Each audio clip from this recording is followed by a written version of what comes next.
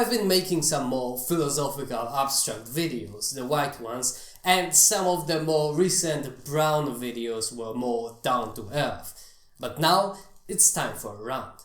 And what I want to rant about is technology, smartphones specifically, and why they're a terrible productivity tool. And it's not what you think. I'm not some boomer or awakened zoomer who says that phone bad and they're a distraction. The reason why phones are bad for productivity is that they suck. Sure, you can use your phone on the go and so on, but if you had access to any device, if you were to evaluate which one is going to get the job done most efficiently, there's no way you'd choose a phone. For example, if you're shopping online, if you're on a phone, you can do it while standing in a line, which is great, but if you're sitting at home, a phone is just a suboptimal tool for the job. On a PC, you can quickly switch between windows, have multiple windows opened at once, you can have multiple monitors, keyboard shortcuts, a mouse that is more precise and convenient to use than pressing on a small screen, and you have to move your finger all across the screen instead of gently moving the mouse. Not to mention the tactile nature of buttons. It's like how cars started using touch displays, which sounds futuristic, but you have all features jumbled up on a single display and you need to switch between different pages. Whereas with a knob, it's always in the same place. You can feel it and actually find it without taking your eyes off the road. Think about playing music on a phone and browsing the internet. You need to first open Spotify and find the right playlist, then switch to the browser app. If you had a separate radio, that would have been much more convenient. And I know it doesn't sound like much, but if you add all that throughout the day, not only are you losing time, but you're also constantly focused on switching apps. Smartphones are not premium caviar for the most refined palates, they're royale with cheese. So basically, the moral of this story is just use a PC whenever you can. Get a laptop if you can. Just think about which tool is the most efficient, because this is something that is insidious, because those hits to your productivity are spread out throughout the day.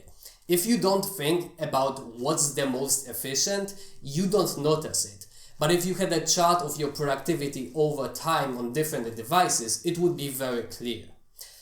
The thing is that even though picking up a phone to check something seems really quick and convenient, the slack in it is really significant and adds up more than you might think. We think of being on your phone as a state, lying on the couch on your phone, or even sitting at your desk but not working and being on your phone. And there is a transition to that very separate state. We don't think about opening a new tab and Googling something as a separate state that needs to be transitioned to. Going on your phone borders on being an action between being quick, convenient, and almost automatic, like opening a new tab, and getting up and getting lunch. It's easy to pick up your phone, but then doing things on your phone actually takes some time and attention, but still not enough to deter you from doing it. It's the worst of both worlds. You're inclined to do it, but it's also not a non-factor. Phones are primarily entertainment devices, not productivity devices. The design of the smartphone is not such that it allows you to get things done efficiently. People often think of phones as being tools for multitasking, but while they do allow for multitasking, they suck for multitasking. They're just the best you can get in a certain situation, not just the best. There's a famous quote that we don't need to wait until people are cyborgs because we already are cyborgs. We create systems along with our phones and computers. They're just not attached to us physically, and we make a we make a perfectly whole independent systems when not part of this larger system with a phone, despite what some people may claim. But the problem is the interface between us and our technology sucks. Forget about morality questions regarding Sarif Industries from Deus Ex. What we get is Xiaomi and Windows blue screen. What's also a problem is just the sheer processing power of a smartphone. There's a myth of cheap technology. There is no cheap technology, and a new $200 phone is basically useless when you have a PC and any old phone for messaging. A phone that is half as expensive but half as slow is like 10 times less useful, not half. I've recently upgraded my phone and it's great in terms of processing power, but all the other problems are still present. Opening up split screen is still cumbersome. Here's the thing about smartphone design. There is no soul that made this phone. No one thought about creating a device perfect for a certain type of consumer. What made this phone is market expectations. What the souls working in those companies made is money. It's not about what the consumer wants, it's what the largest amount of people are going to be willing to put up with. The market is its own abstract entity. It's a similar problem as with electric cars. People are unreasonably obsessed with range, even if they will never use it and they know it. Along with those problems, there's also something to be said about perspective. Literally, as in where you're looking. I think everyone knows that when, for example, you're doing brainstorming in a team, just throwing out ideas that you can later evaluate, it's best to stand up to be more energetic and spontaneous. Similarly, having a bigger perspective literally makes you detach a little and think more strategically. Looking down on your phone, especially since it's so close to your face, just puts you in a different mood. I'm not saying that we should be looking up at monitors that are set up far away and near the ceiling, but the default PC monitor setup is pretty much right on the money for most situations, especially if you have multiple monitors that are a little farther away than most people would have them. Sitting on a laptop with your face buried in the screen is pretty good for narrow focused work like reading, but a phone is just way too far on the spectrum. It's not good for just about anything. Looking down honestly kinda makes me depressed, especially when I spend a lot of time on my phone. It's just not the vibe, bruh. I actually bought myself a projector. It works really well. I'd say it's better to have a projector than a third monitor, maybe even second, especially since they're comparatively cheaper, but that's a topic for another video. And of course, there is the problem of addiction. Not like real addiction maybe, but you can always pull out your phone and check Instagram, watch YouTube, play a game. And the problem with that is that you do need your phone. You can't really go out without it anymore. At least when using a PC or a laptop, you're not going to be taking it everywhere. And even if you do always have a laptop on you, it's not that immediate of an action to take it out, boot it up, and so on. It's not convenient.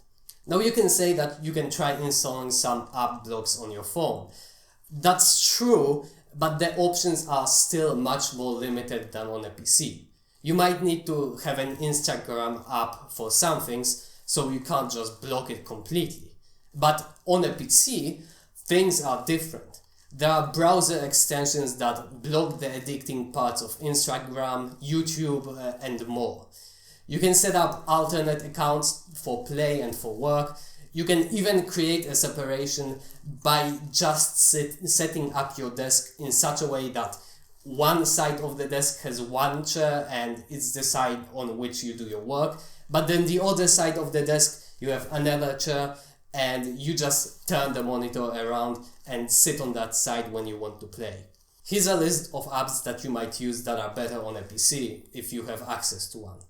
Web browser as discussed, time tracker because you don't have to pull out your phone whenever you want to use it, messages because typing on a PC is faster, calorie counter because it's easier to navigate the UI and you're going to be using it multiple times a day, so you better make it fast as and convenient as possible. All sorts of note-taking apps on the phone suck for the same reason, and if you're already on a PC, it's so much easier to just switch to a different tab. Music player maybe, but that depends. I actually like that the non-premium version of Spotify is shuffle only because I don't think about what song to play next. YouTube because you can use extensions that disable recommended videos, but I will give the phone app half a point because if you do want to just relax and watch a video, a phone is actually better. Google Calendar is almost useless on a phone. It only works for setting up a single reminder, and even that's not convenient. Instagram on a phone is a time leech, but the browser version barely has any features at all. Editing a video would have been easier on a PC, but you're probably using videos from your phone and the editing you do on your phone is typically not much, so that's fine. Any ebook reader app, this may be split between people, and of course neither is ideal, but I prefer to read on a PC much more than on a phone. So that's almost every app there is. Now I know that comparing a phone and a PC, if you had a PC available with you at all times, which you obviously don't, isn't exactly fair, but you have to keep in mind what you're sacrificing for added mobility. If we go back to the calorie counters and note-taking apps, those are things that people very often give up on, and the reason for that is that it's just annoying and inconvenient, and that's not something that we can overlook. People always assume that having those apps on a phone is better because they won't always be near a PC, so why even bother with the PC version? But it's never just this or this. There's a whole bunch of better alternative ways to get things done. For example, you can learn to use both the PC version and the phone version. Use the PC version whenever you can, and when you really cannot, use the phone version. That's fine. And you also have analog versions. For example, you can take notes on a notebook. There is a problem that makes a mess, so if you can choose either a physical medium or an app, but usually apps have a desktop and a phone version, so that's fine. For nutrient tracking, I will use Chronometer every once in a while for one day just to check the detailed information. But day to day, I just eat similar things, so at most I'll make some substitutions or add some nearly 0-calorie veggies, and then on days when I want to completely change up my diet for a day, I'll either use Chronometer again, or if I'm eating mostly packaged foods, I'll write down on a sticky note a column for calories and a column for protein. Or if it's a special day when I'm not eating according to any diet whatsoever, I'll just guesstimate the calories in my head and not try to eat too much. It doesn't really matter. But notice how it's all contained to one day. That's why I can use different media and it doesn't really matter. Once I'm done with a day, I no longer need that information. The next day I can use a different medium. So the same goes for notes. If you make a note on a sticky note to take out the garbage and you put that on a door, that's completely fine. There is no interaction between this note and other notes in your note-taking app. So in that case, you don't need to have all your notes in one place. I think another big positive of using a PC, particularly if you work from home or you're in university, is that it can act as a sort of hub, like a mission select screen. When you're just going from place to place, you lose control over the plan. You cannot really use planning tools the same way, because when are you going to put your plan in? On the bus, in your phone, that's incredibly inconvenient. But if you have your setup at home, you turn on your PC in the morning, plan, replan, and then when you go out, you come back to the same place, this hub. So you have many opportunities to adjust your plans. You can spend almost all of your day outside, but as long as you come back to this hub for 5 minutes a couple of times a day, you can stay in touch with your plan. Whereas, again, if you're mostly using your phone, you're always on the go. You're going straight from one activity to another. It doesn't matter that in the evening you plan out the next day nicely. Because the moment something in your plan changes, the rest of the day you just need to think on the spot. And that is if you're even going to look at the plan at all. Unfortunately, how much you rely on your phone is very dependent on your situation. And if your life doesn't change that much, then you may never even notice it. Either you've never had to rely on your phone so often, or you've never even gotten the chance to not rely on your phone, so you never had the chance to realize that things could be better. When I was studying at university, I was super organized and was planning out my days every day and keeping notes of new ideas and things to do. But then I went to work in an office and suddenly all that fell apart, because even if I planned my day out on the laptop, I wasn't going to look at it, ever. And notifications are there, but they suck. You want to have a good idea of what your day is going to look like, not just have a reminder when something comes up. Not only did I have to change my idea of organization, I also had to find a way to reintroduce the better tools like a PC or physical notes, so they can replace my smartphone in as many situations as possible. So the moral of this story is, just try to displace your phone with other better options as much as you can. Rant over.